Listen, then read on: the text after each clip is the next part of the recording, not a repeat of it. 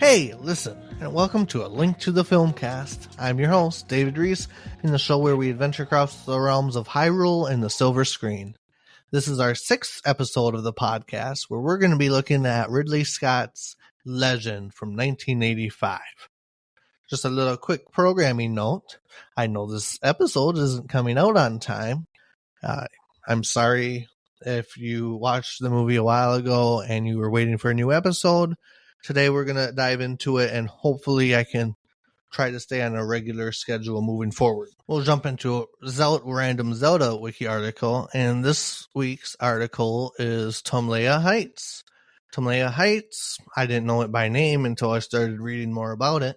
It's the location in the Akala region where they have the blue furnace that you carry the torch and the flame from the furnace to the Akala Tech Lab to see our friend Robbie, and then he can use his furnace and he'll make us ancient arrows, ancient bow, a lot of guardian resistant or guardian killing stuff. I remember there was like a chainsaw sword that I loved crafting, and I would just keep making it.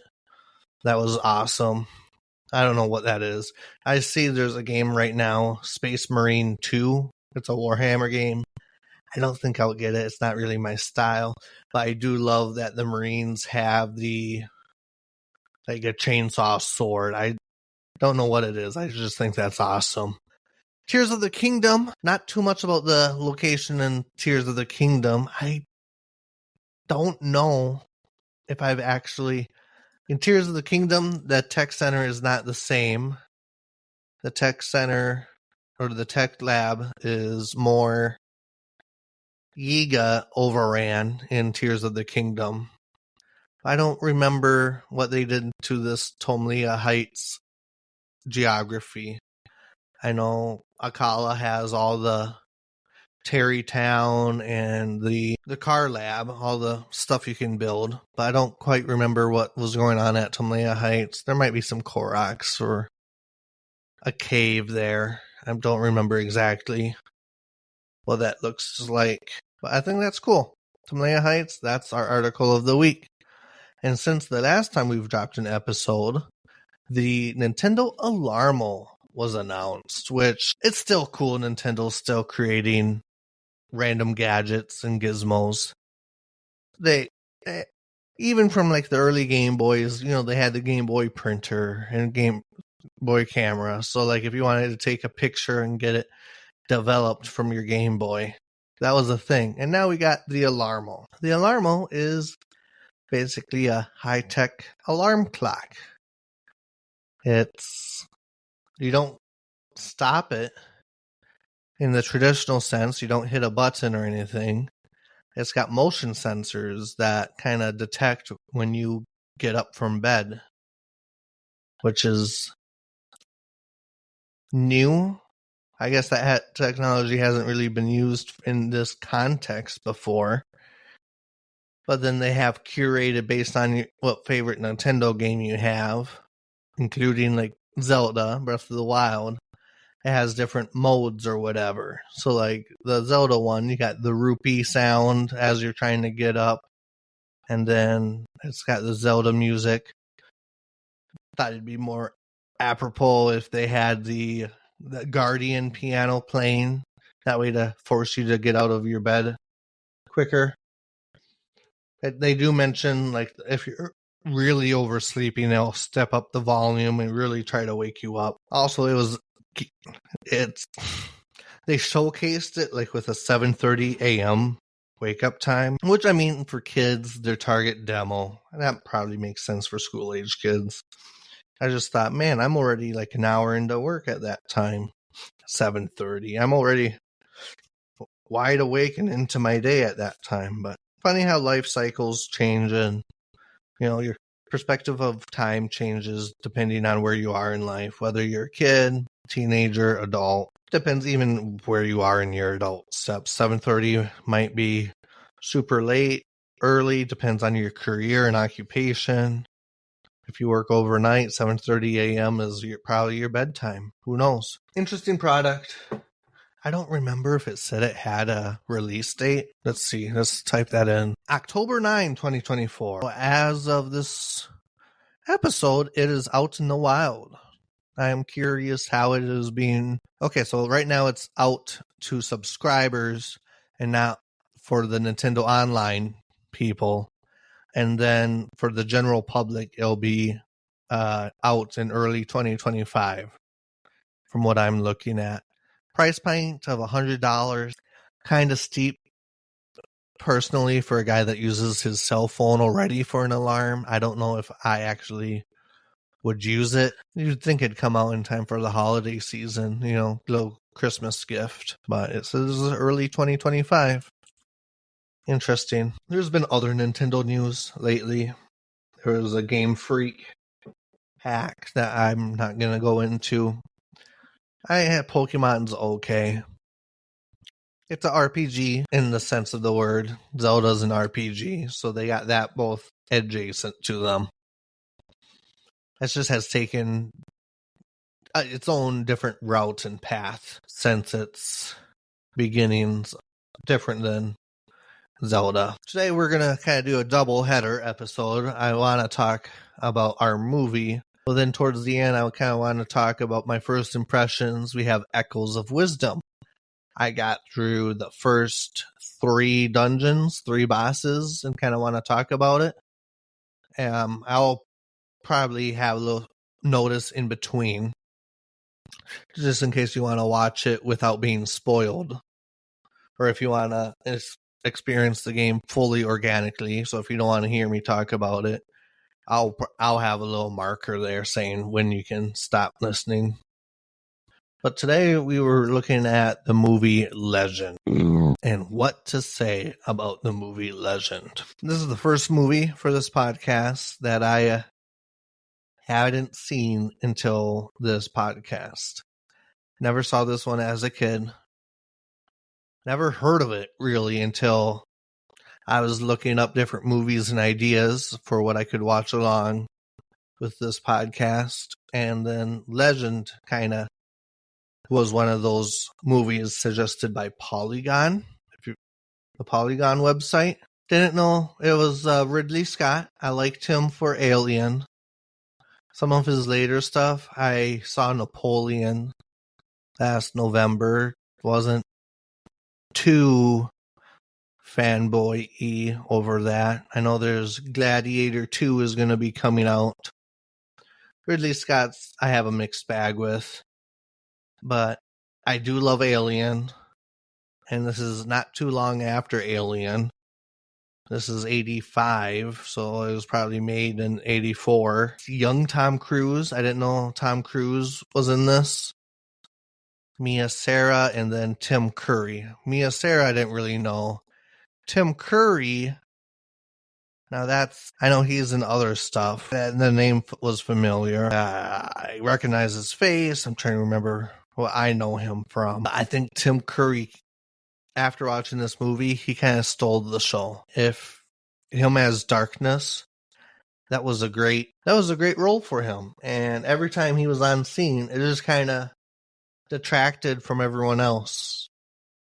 And I love the freaking practical effects. Oh my gosh. The costume and the prop department. The fact they made a full forest for the production of this movie, and it burnt. They had a part of the set burnt down from what I was seeing. I didn't know it was a roller coaster. The movie had to take a pause because Tom Cruise had a death in his family, so they took a little pause or delayed filming. And this is after Risky Business. This is Tom Cruise hadn't been not discovered.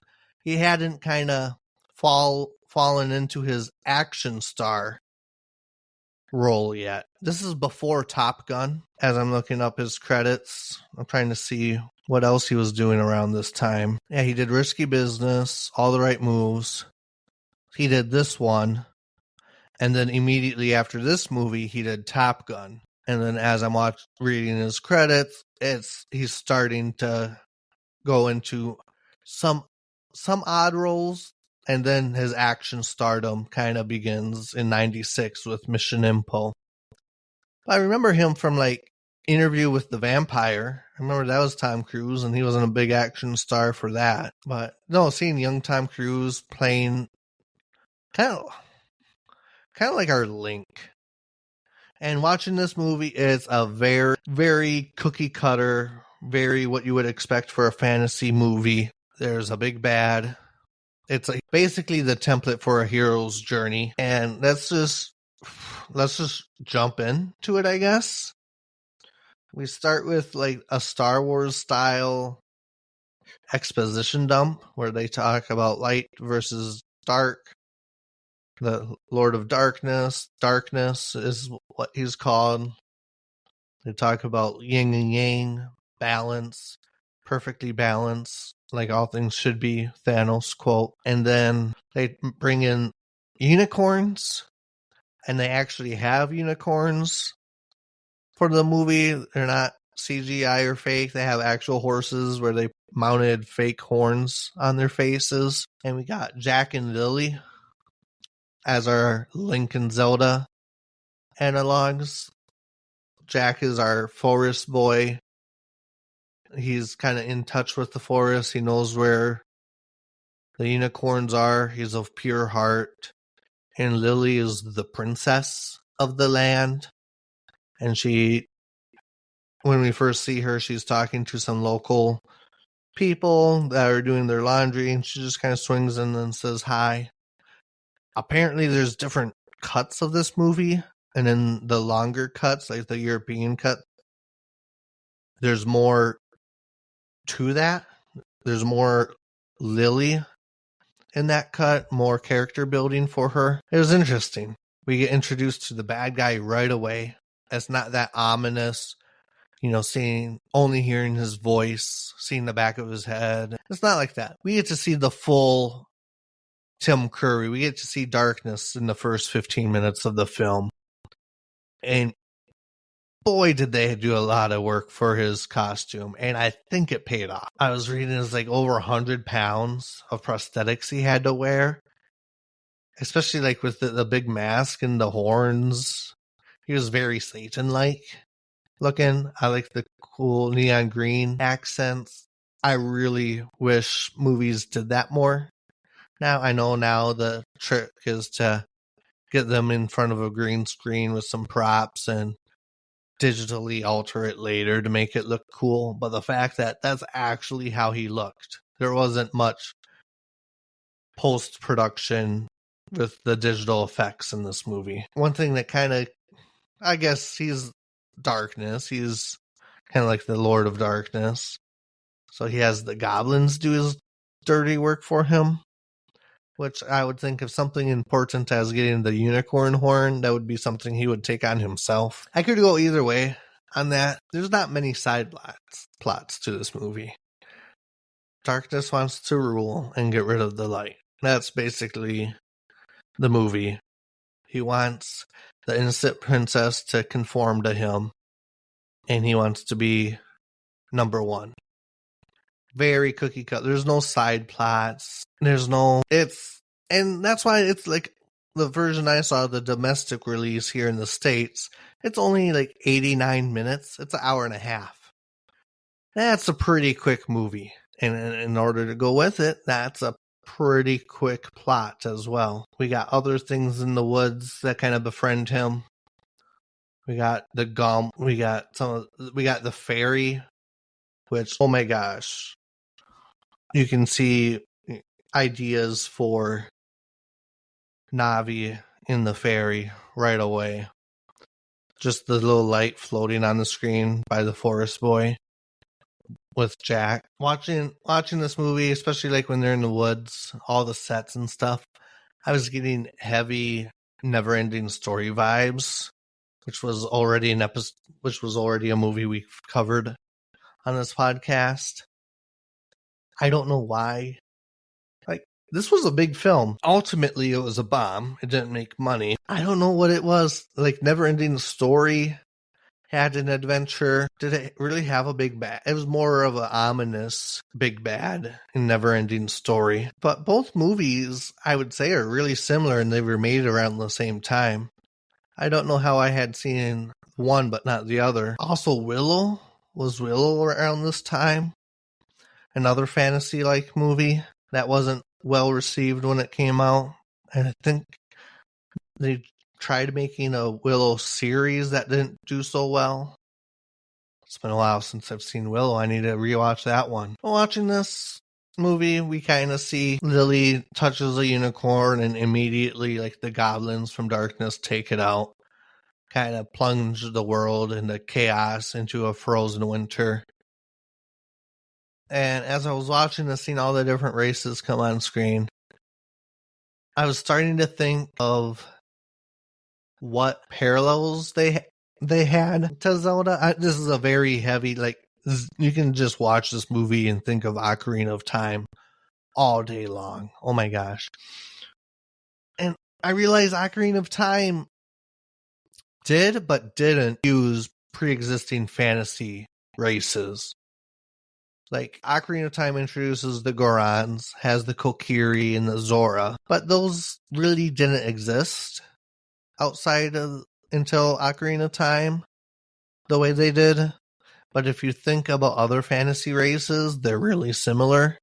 Like, the Goron and the dwarves are really similar. The Kokiri and the forest elves are similar. Zoras and mermaids.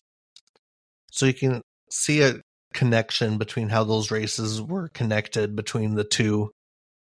Like the fantasy race and how Nintendo adapted it for the Ocarina of Time race that they used. We even have Link going into a cave, getting a bunch of treasures and goodies, ready to begin his adventure. And I don't know. Watching this movie, it felt a little hard to stay focused or stay with it. I guess there wasn't anything in this movie that was keeping me attracted to some parts. The pacing seemed off. There was long stretches where I just didn't care what was going on. I don't know if they were trying to bring in some jokes or humor. I know the scene where Luna turns into a girl and Jack doesn't really care to have anything with her. It's an adventure. Darkness is trying. I like how Darkness, whenever he comes on the scene, like with Lily after he has her, he's like trying to get her but to be bad like him, but she's trying to hold her ground. Epic fight. I don't know. Pretty much of a cookie cutter movie. I still want more time to process it. I want to revisit this movie probably like in a year or so after I do some other films, because I feel like I'm missing something, but at the same time it's like so thin. Reading other stuff out there about this movie right now, it's standing, let's see, is it still at 41? Yeah, Legend is standing at 41% on Rotten Tomatoes, which I don't know, I love and hate Rotten Tomatoes depending on the movie. Sometimes they're spot on and other times they're not. I don't know if this would deserve a 41%. I would think it would be at least 60%. I think it should be fresh. I don't think it's a bad movie by any mean. There's just not much to it, like in the sense of plot. Like the plot's not too thick and the character development is pretty good, actually. Like you kind of get a sense of who Jack the character is. Like if you were to take him from this movie and plop him somewhere else, you could probably make a guess of where he would stand on things. He's on the side of the forest and on the side of innocence. You know, he's basically good. He's a good guy, and we see that throughout the movie. But I think we're going to take a little break, and then when I get back, we'll talk about Echoes of Wisdom, First Impressions, and we'll go from there. And I'm back. We've got Echoes of Wisdom to jump into. So if you don't want to be spoiled or anything, I think that's what we're going to be covering for the rest of this episode. We'll see you next time. Let's talk about Echoes of Wisdom and just first impressions. This game is a treat. personally, I grew up with the Ocarina of Time, Wind Waker, the SNES, the A Link to the Past. And this game is giving me heavy Link to the Past vibes.